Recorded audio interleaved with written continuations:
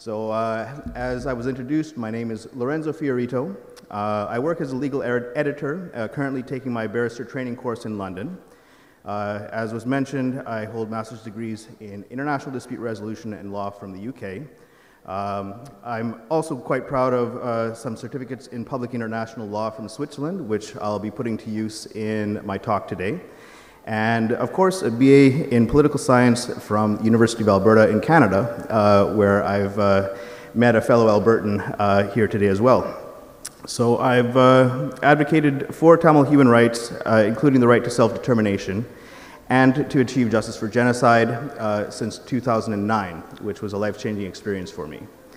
My experience has taught me that the keys to justice and human rights can be found in law, but that law alone is not enough to put these values into practice. States and activists must bring political and economic pressure to bear if law is to have any meaning. So in this sense, I can express a very common sentiment among Tamils in Canada and internationally. Canada's sanctions on the Rajapaksa brothers, along with two other Sri Lanka officials whom Tamils credibly accuse of war crimes, crimes against humanity, genocide, and aggression, are very welcome.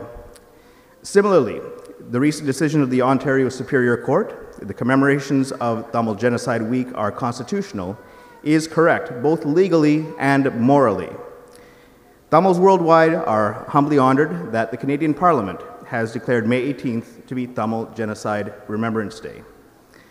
However, Tamils do believe that Canada can and should go further in order to show its support for our long walk to freedom. We ask that Canada undoes some of its own mistakes from the recent past.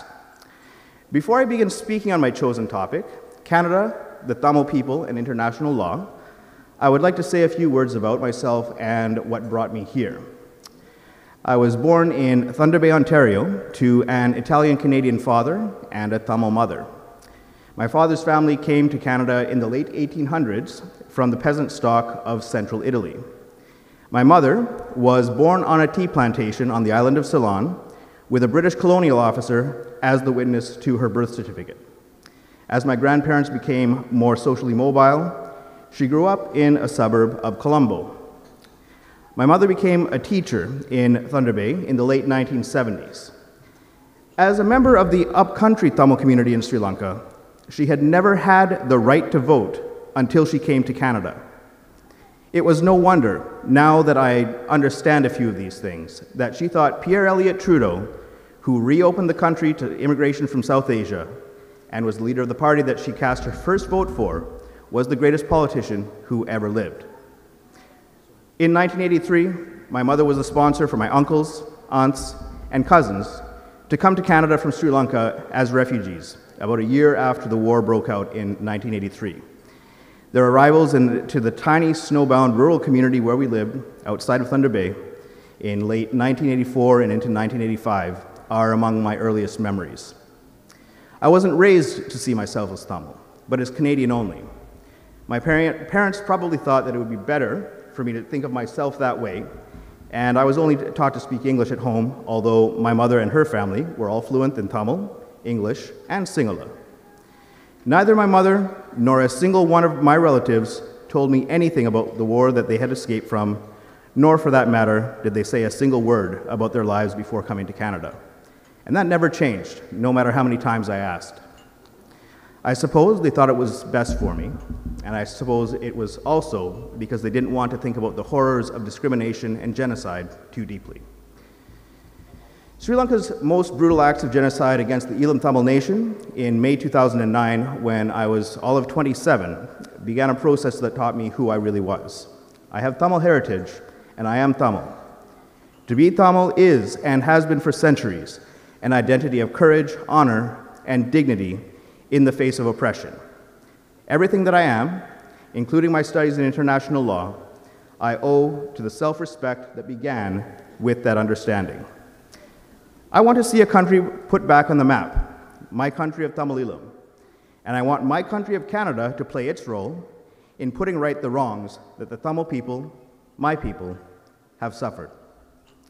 So I'll move now to the main part of my talk, which is the legal right of Tamil people to resist state violence and apartheid under the first additional protocol to the Geneva Conventions and the 4 Geneva Conventions themselves. Canada added the Liberation Tigers of Tamil Eelam to its list of terrorist groups on April 8, 2006. Tamils, as well as the Sri Lankan monitoring mission headed by Norway, warned Canada and the European Union beforehand that the ban, imposed while an internationally monitored ceasefire was ongoing, would undermine, in legal language, Sri Lanka's respect for elementary considerations of humanity towards Tamils. 2 weeks after Canada announced this ban, Sri Lanka began to commit a string of atrocities against civilians, beginning with airstrikes in Sampur on April 25 and 26, 2006, moving to a massacre at Pesale Church on June 17th, the execution of aid workers with Action contre la faim on August 4th, and the bombing of the Centrally Girls Orphanage on August 14th, 2006. Canada was not the only country to participate in outlawing the LTTE while the peace process was ongoing, and it was not the only country to tacitly or openly support Sri Lanka at that time in its war on Tamils. But Canada is my country, and because it is my country, where I have freedom of speech, the right to peacefully protest when I believe that my country has made a mistake, and because today I have the tools to express my dissent through law, today I'm exercising my right as a Canadian to say that Canada was wrong to ban the LTTE. I say this as somebody who has been trained in international law.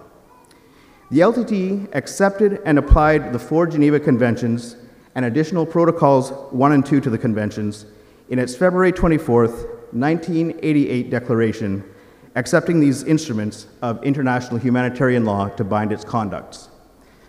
Banning the LTTE in 2006, altering the status of one party to the Geneva Conventions, had the effect of encouraging Sri Lanka to break the ongoing ceasefire repeatedly, to withdraw from it in 2008, and then to slaughter Tamil civilians in 2009.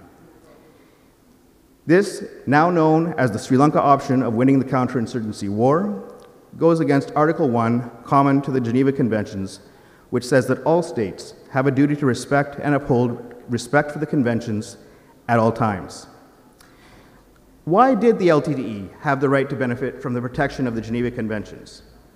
Under Article 2, common to the Geneva Conventions, the LTTE's 1988 declaration gave it the status of a power not party to the conventions, who had nonetheless accepted and applied the conventions. This declaration imposed a duty on all high contracting parties, or countries who had signed the Geneva Conventions, including Canada, to respect the LTTE's legal status as the representative of a party to the armed conflict. The International Committee for the Red Cross's commentary on Article 2 Common, written in 1952, when the conventions were still new, tells us that this concept was proposed by none other than the Canadian delegation to the diplomatic conference that drafted the Geneva Conventions. Canada's proposal, which is now a part of international law, was to build a back door into the Geneva Conventions. Through this back door, unrecognized states and unrecognized governments could use the Geneva Conventions to legally bind the international community. This proposal prevented invader states from sidestepping the conventions by saying the states that they had invaded were not party to the conventions. Again, this was wording that Canada proposed to solve this precise problem. Article 2, paragraph 3, common to the Geneva Conventions, was therefore drafted specifically for situations like the one the LTTE found itself in. This paragraph then went on to become the basis for additional Protocol 1 to the Geneva Conventions.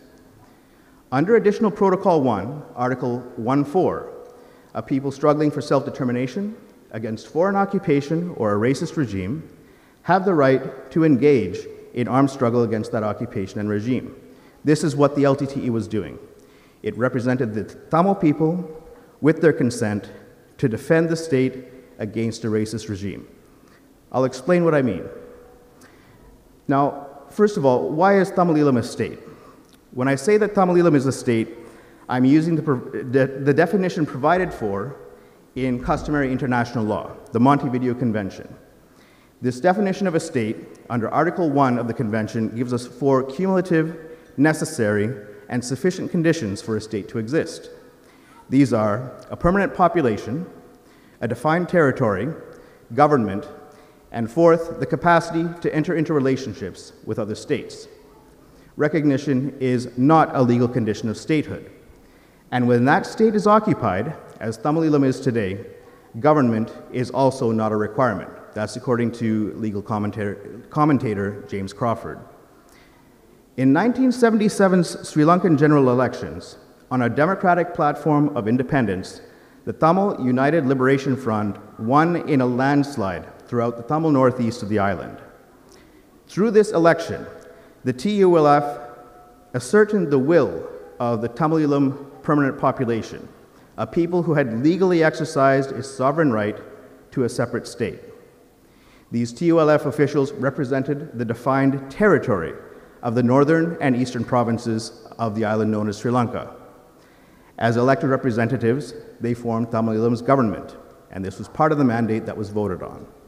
As their concurrent right to sit in the Sri Lankan parliament indicated, they had the capacity to enter into relations with other states. The Tamil people therefore voted democratically to establish their own state many years before Sri Lanka's violent suppression of their rights demanded effective counter-violence. From at least 1977 onward, then, Tamil Eelam has existed as a state with legal personality in international law. The LTTE did not begin the demand that Eelam Tamils should have their own country, nor has that demand ended because the LTTE's leaders were killed. Under Article 3 of the Montevideo Convention, the state of Tamil Eelam has the right to defend itself even before recognition. As the representative of that state, the LTTE had the right to engage in self-defense against Sri Lanka's aggression, just as Ukraine does against Russia today. Next, why is Sri Lanka a racist regime? The Convention on the Suppression and Punishment of the Crime of Apartheid has been in force since July 18, 1976. This convention defines the type of acts that allow us to legally identify a racist regime, the first example of which that we know was South Africa before 1990. Sri Lanka acceded to the Apartheid Convention on February 18, 1982. Recital 5 of the Apartheid Convention's preamble states very clearly that the categories of genocide and apartheid overlap. I'll briefly mention 4 acts of apartheid among many. The first is Sri Lanka's disenfranchising of the upcountry Tamils after independence.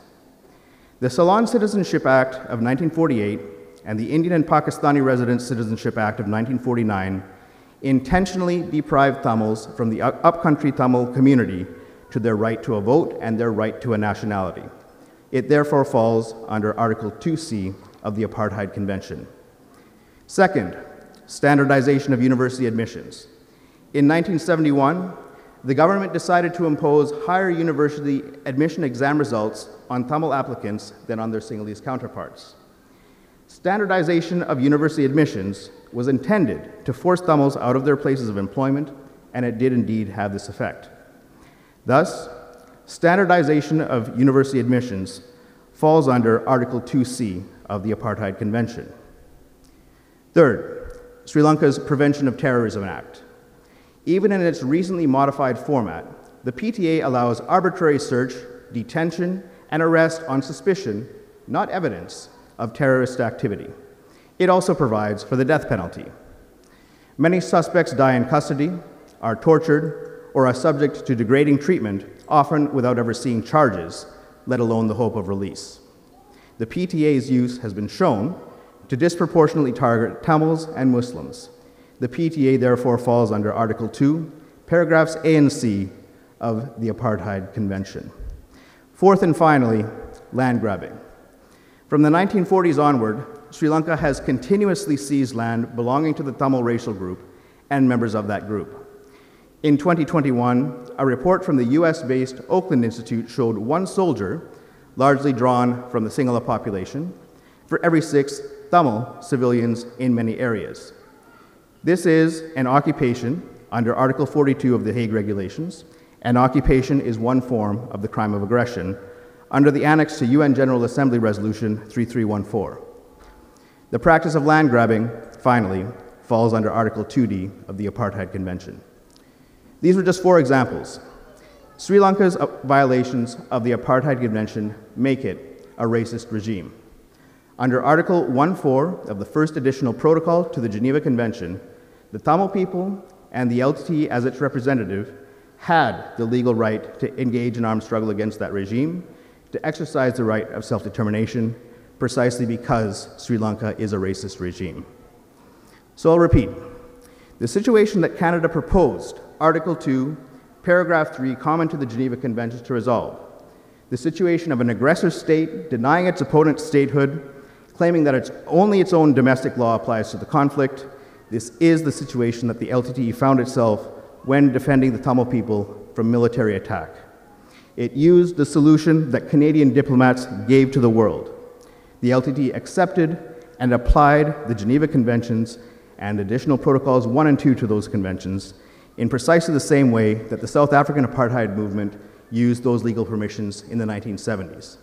As such, Canada owes the LTTE a set of legal obligations under international humanitarian law. My country of Canada must deprescribe the LTTE. It must do so to support my people, the Tamil people whose heritage we are here to honor, and it must take the steps that are necessary for the Tamil people to enjoy freedom and sovereignty in our country of Tamil Eelam. Nandri Vanakkam. Thank you for your attention.